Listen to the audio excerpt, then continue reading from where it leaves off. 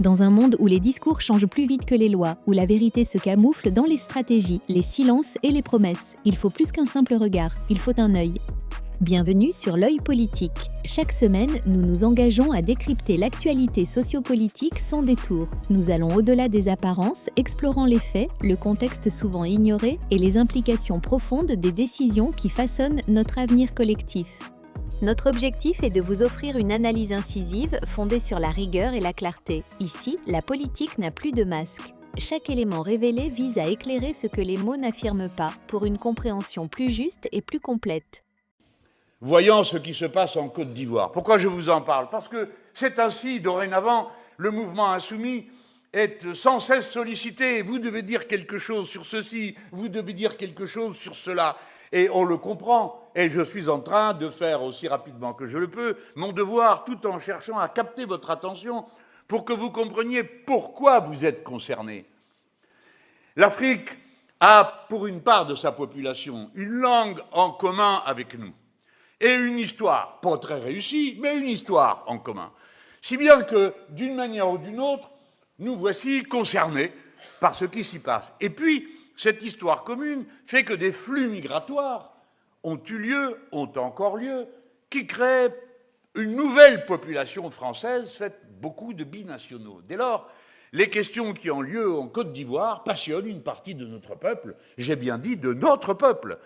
Et quand vous êtes binational, contrairement à ce que croient certains, vous n'avez pas deux allégeances, vous avez deux amours, ce n'est pas pareil. Et si vous avez deux amours, eh bien, vous êtes tout le temps obligé de choisir ceci, choisir cela, est-ce que vous faites ci ou est-ce que vous faites ça? C'est compliqué. Hein? Tous ceux qui, comme moi, viennent du Maghreb le savent. Quand on va au bled, on est un Français. Quand on revient ici, on est un Arabe. Voilà. Alors, du coup, on est obligé de se positionner soi-même et de se dire soi-même, mais moi, je suis quoi au juste, hein? Eh bien, je suis tout ça. Voilà. Alors, avec la Côte d'Ivoire, les liens sont singulièrement étroits parce que pendant toute une période, il y a eu un lien profond qui existait entre le Front populaire ivoirien de Laurent Gbagbo et les forces de gauche en France. Et puis, ce lien s'est perdu à mesure que le Parti socialiste, qui l'entretenait, le lien, eh bien, s'est dispersé là-dedans et a fini par s'intéresser à rien et à personne.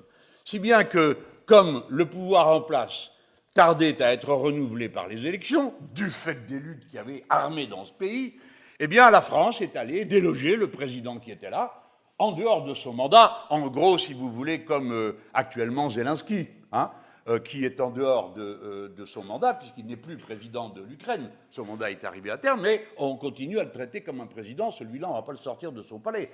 Mais Gbagbo, si.